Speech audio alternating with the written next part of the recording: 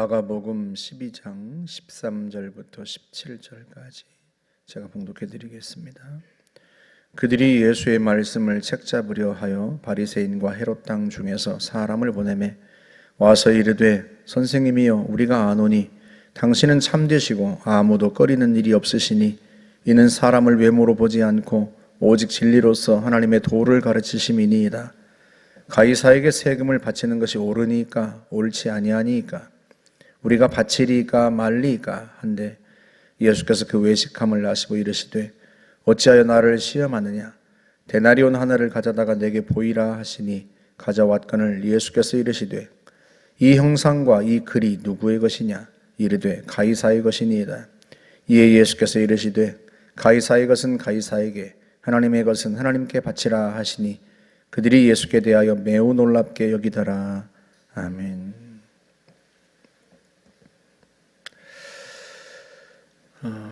예수님께서 성전에서 가르치실 때 대제사장들과 서기관들 또 바리새인들과 헤롯 땅 이런 사람들이 와서 예수님과 논쟁을 벌입니다.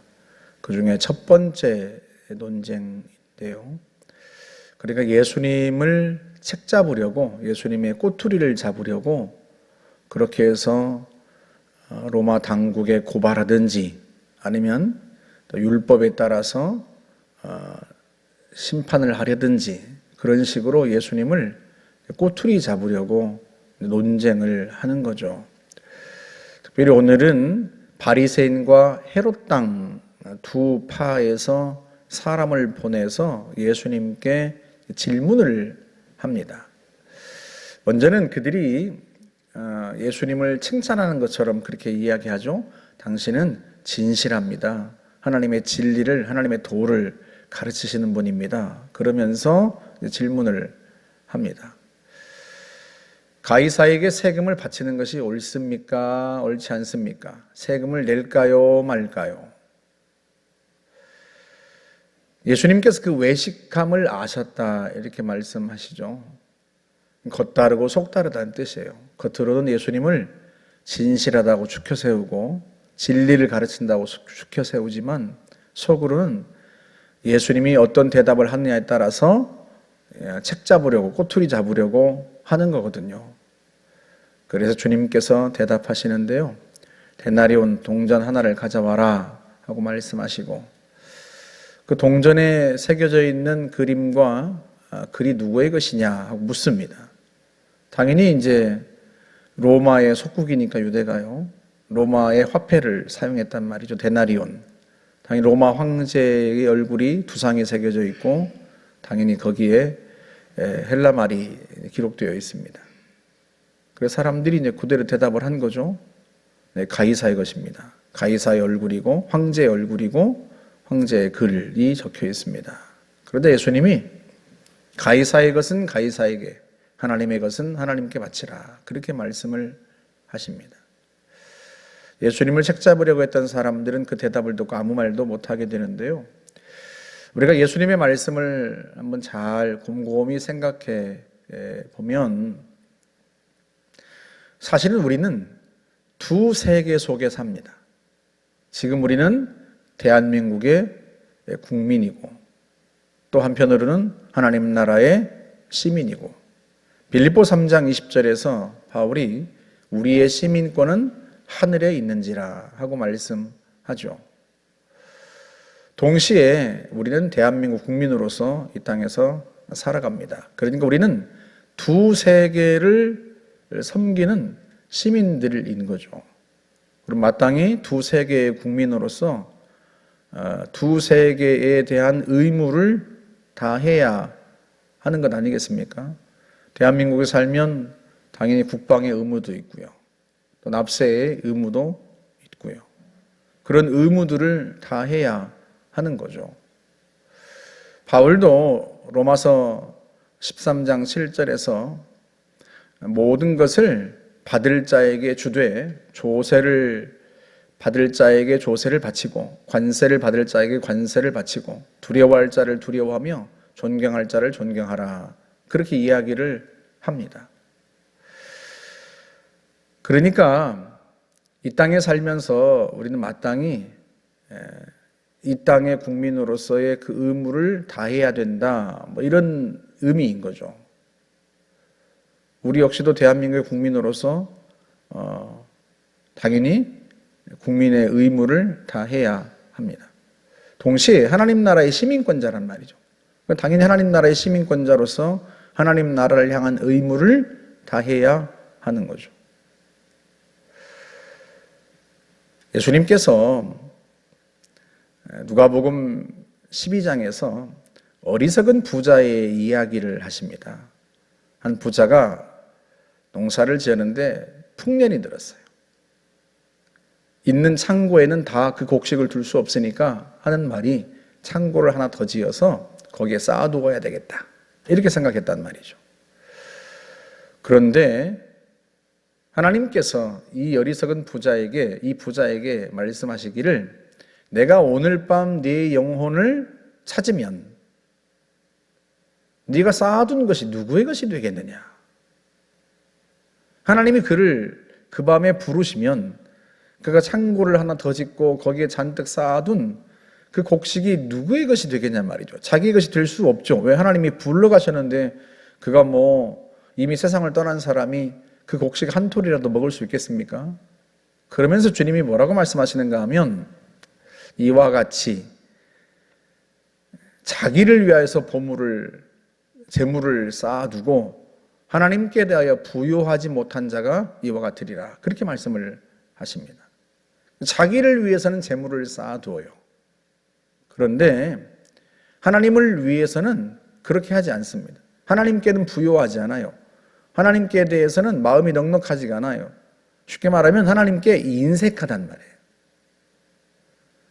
자기를 위해서만 쌓아두고 주님이 네 이웃을 네 몸같이 사랑하라 하셨는데 가난한 많은 이웃들도 있고 그러면 당연히 풍년이 들었으면 가난한 이웃들에게도 재물을 풀고 그렇게 해서 하나님의 명대로 하나님의 명령하신 대로 해야 되는데 자기만을 위해서 사는 사람 그 사람을 하나님이 그 밤에 불러가시겠다는 거예요. 그러면 자기를 위해 쌓은 그것 아무것도 쓸 수 없다 이런 뜻이죠. 하나님의 백성들은요 하나님의 말씀에 순종하고 하나님의 뜻을 따라야 하는 거죠. 이 땅에 살면서 이 땅의 국민으로서의 의무를 다하지만 동시에 하나님 나라의 시민권자로서 왕이신 하나님 앞에 복종하고 순종하고 살아야 합니다. 우리가 그 두 세계를 섬기는 거예요. 예수님께서 로마 황제에게 세금을 바치는 것이 옳지 않다 하고 말씀하셨으면 거기 보냄을 받은 헤롯 땅, 로마가 임명한 분봉왕 헤롯에게서 파견된 자는 당연히 그걸 헤롯 왕에게 보고할 테고 헤롯은 예수님을 반역자로 잡으려고 하겠죠. 가이사에게 세금을 바쳐야 한다 하고 말하면 당연히 바리새인들이 반발하겠죠. 로마의 속국인 유대로서는 그게 부당하다고 생각하단 말이죠. 그래서 예수님께서 그들의 그 외식함을 보시고 예수님을 책잡으려고 하는 것을 보시고 그렇게 말씀을 하셨던 거예요.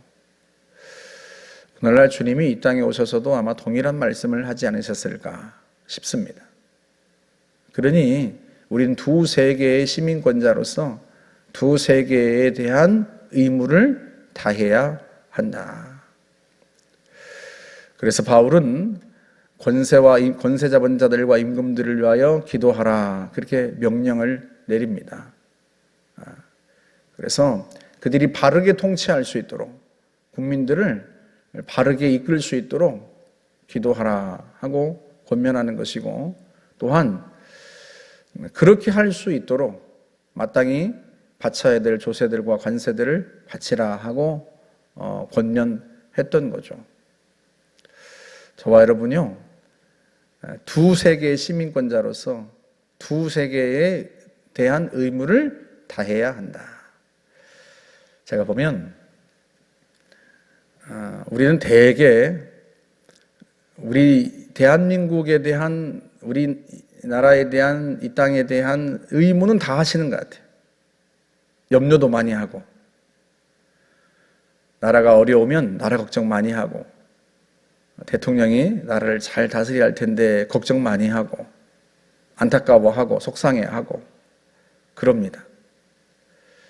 그런데 참 안타깝게도요, 또 하나의 시민권을 가지고 있는데, 하나님 나라의 시민권을 가지고 있는데 하나님 나라에 대한 걱정은 별로 안 하시는 것 같아요. 주님의 몸된 교회에 대한 걱정은 별로 안 하시는 것 같아요. 제가 제일 속상했던 게 뭐냐면, 이제 도봉동에서 이리로 이제 건너오기 전인데, 2년 동안 건물주는 교회를 비우라고 2년간 계속 압박했고, 저는 성도들을 가야 할 예배 장소를 찾느라고 고군분투하다가 여기 이 예배당을 이제 시온교회 최태원 목사님 통해서 이제 매입하게 되었단 말이죠. 소개를 해주셔가지고. 근데 처음엔 잘 안 됐어요. 처음엔 잘 안 됐는데 성도들이 묻지 않겠습니까? 목사님 일이 어떻게 되었습니까? 하고 묻지 않겠어요? 그런데 어느 분이 그러더라고요. 안 됐어. 이렇게 말하는데 날라갔어. 이러는데 그 뉘앙스가 안타깝고 속상하고 염려하는 말투가 아니라 남의 일을 이야기하는 것처럼 그렇게 이야기를 하는 거예요.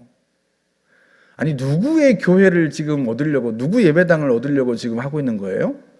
아니, 본인들이 예배드릴 곳을 얻으려고 애쓰고 있는 거잖아요. 건물주는 지금 나가라고 내용증명 보내고 2년 동안 그렇게 압박하고 올해 말까지 반드시 비워라, 그리고 통보를 보내왔는데 예배드릴 장소가 없어가지고 그것 때문에 2년 동안 고군분투하고 한 걸 제가 그런 걸 알 텐데도 웃으면서 날라갔어 이러는데요. 제가 얼마나 속상한지. 마치 남의 일인 것인 양, 남의 집 불구게 하는 것처럼. 그래서 제가 얼마나, 내색은 안 했지만 얼마나 속상하든지. 그러니까 교회는 목사만 걱정하는 곳이 아니에요.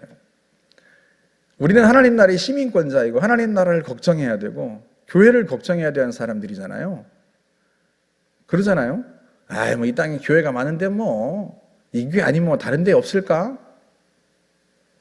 그런 태도는 사실은요, 주님의 나라에 대한 충성스러운 시민이 가져야 할 태도는 아니다. 왜냐하면 주님이 나를 이 교회로 심으셨으면 당연히 이 교회 속에서 하나님의 나라의 시민권자로서의 의무를 다해야 한단 말이죠.